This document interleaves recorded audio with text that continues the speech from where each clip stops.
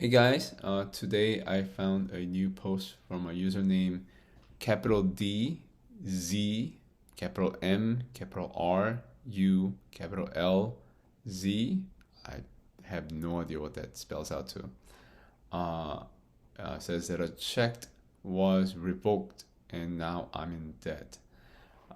This video is gonna be a little bit longer than my normal other ones, only because I really want to talk about this check clearing process. I actually learned this a few months ago for different reasons. Uh, so I want to kind of get into that, and then I'll kind of talk about the everything else.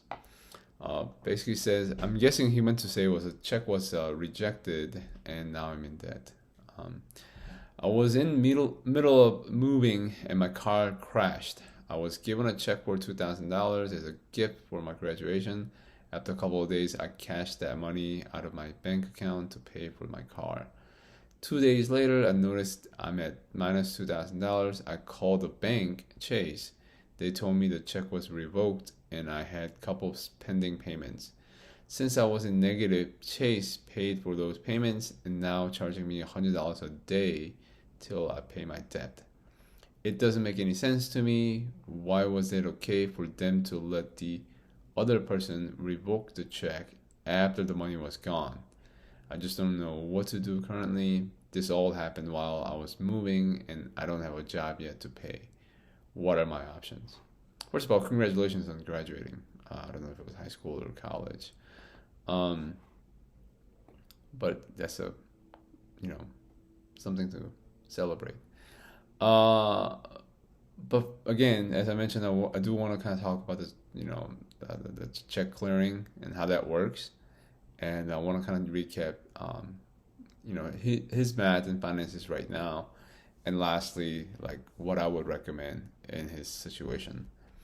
Uh, so when you deposit a check, let's say your bank, Chase, will take that check and send it to the Federal Reserve, which will then turn around and send that check back to the over to the sender's bank. Let's say it could be Wells Fargo or Bank of America or whatever, who then will actually receive the request to withdraw the fund from the sender's account, and they will do so based on the availability, not necessarily always based on the balance, because they could have money in the account, but maybe the check has the what do you call it, the check stop, like a security feature on it, where it stops the payment for the order. So what happens is that if the Bank of America actually is able to withdraw the funds, then they will send the money to the Federal Reserves, who then will turn around and send it back to you, the Chase, and Chase will actually deposit into your account. Now, if the Bank of America, can't get the funds or denies it, then what they will do is that they'll send a, notice to the reserve saying, hey, we can't give you the money, and then obviously they'll turn around and do the same thing. And even though this entire process is actually done all electronically, it really actually doesn't happen like all overnight, right? So it actually takes a few days, unfortunately, because they have to kind of communicate, they have to check, and blah blah blah. So what happens in a lot of times is that, especially if you have a little bit of relationship and stuff like that, in time to time, what the banks will do is they will front you a portion of that money. I believe what I was told was about 30% of it. So if it's $1,000 check, they'll front you like $300. If it's $2,000, $600.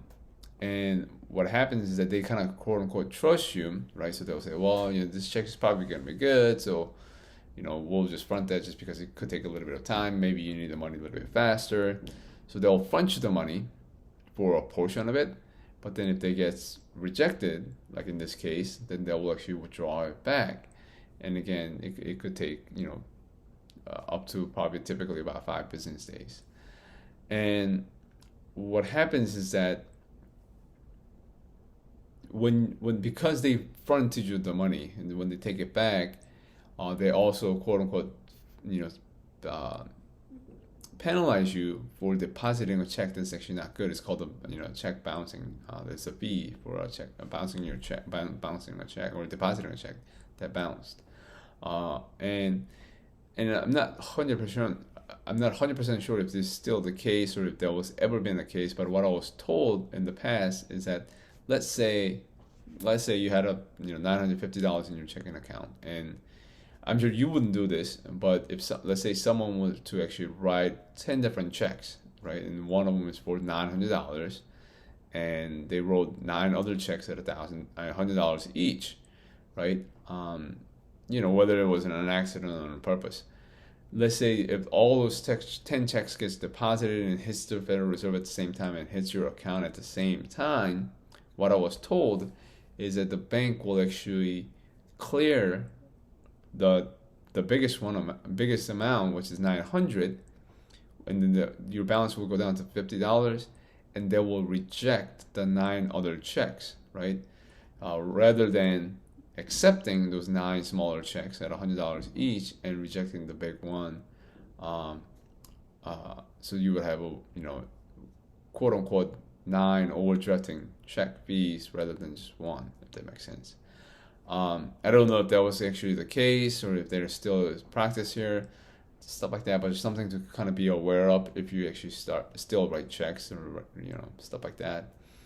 And you also mentioned that the Chase is actually charging you $100 per day. I'm just not sure if that's actually the case. I would definitely keep an eye out on your check and maybe talk to someone at the bank.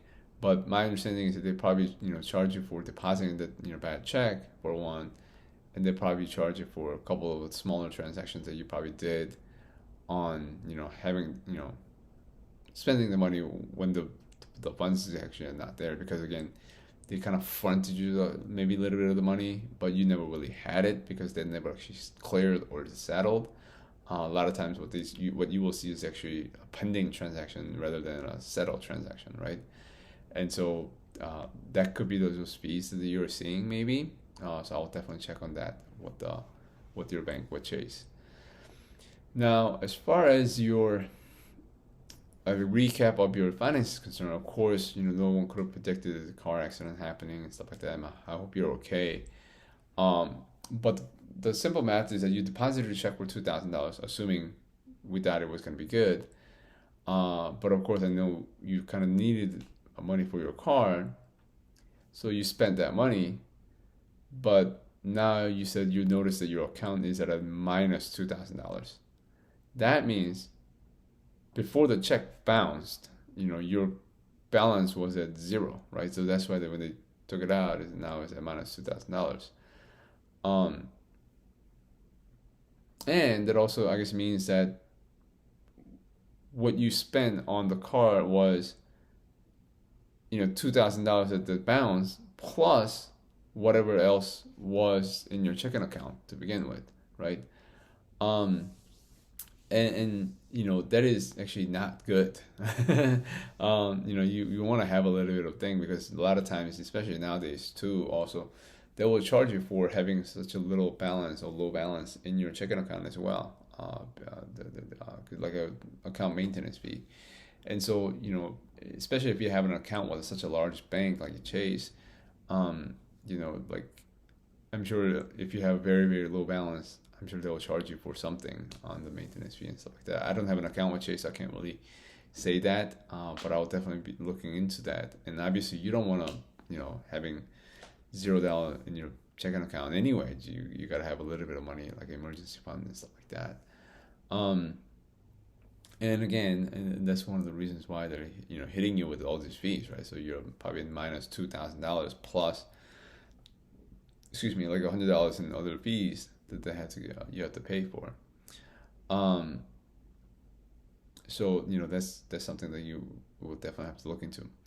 Now, as far as what I would do about it, or what are your options and stuff like that, first and foremost, I know I read it in the comment section that you kind of didn't want to reach out to your family members because you don't really know them, you don't really speak with them and stuff like that.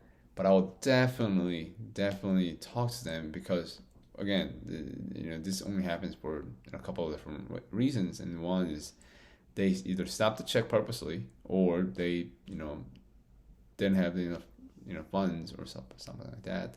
And so obviously, if they stopped it purposely, right, then and they gave you the money and then they stopped it. So like I would definitely try to talk to them about all these fees that you incurred and stuff like that. At least see if you can get some of that back from them.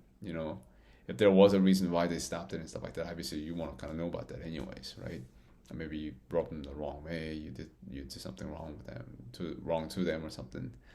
Um, so overdraft fees and bounce check fees and stuff like that.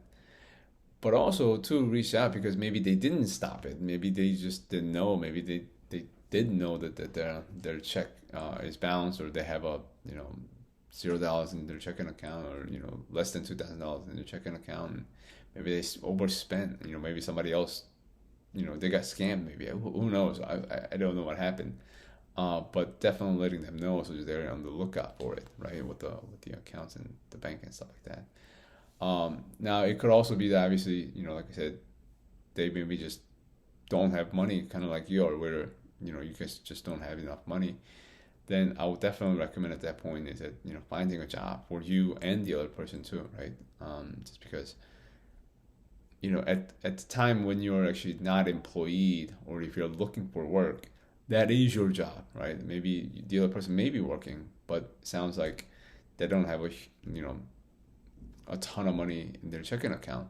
So maybe they just either need to kind of move the money around to put more money in there, or if they generally don't have that kind of money, then they really need to kind of find maybe a second job, third job. In your case, you got to find a job, right? Maybe not a career, but maybe a job, just because again, you need to get your account up to a certain level. And typically many people will recommend 3 months, 6 months, 9 months, and this sort of things for worth of emergency funds. So whatever your expenses are, you want to have 3 times, 6 times, 9 times of that for the month, right?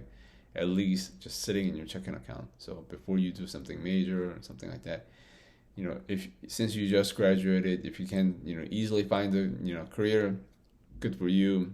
But if you're struggling and if you're having a hard time finding it, I would say, hey, I know you just graduated. I remember when I just graduated, I just felt like, working at so-and-so place just wasn't for me, or it was beneath me and this sort of things. I really don't think there's any job that's actually beneath me, to be honest. Even it's been, I don't know how many years since I graduated. Over 10 years since I graduated from college. Even now, I still don't think any job is actually beneath me per se. But again, if you're struggling financially, forget about all of that. Forget about your degree. Forget about that. I would definitely try to find a job as soon as I can, fast as I can. Get the income coming in, and while I'm working, I can also start doing the interviews, and I can still go apply for other jobs or careers and stuff like that, and take on that responsibility. So hope that helps. Hope you find this video interesting. Hope you like it, and hit the like button, share your comments, and subscribe. Thank you.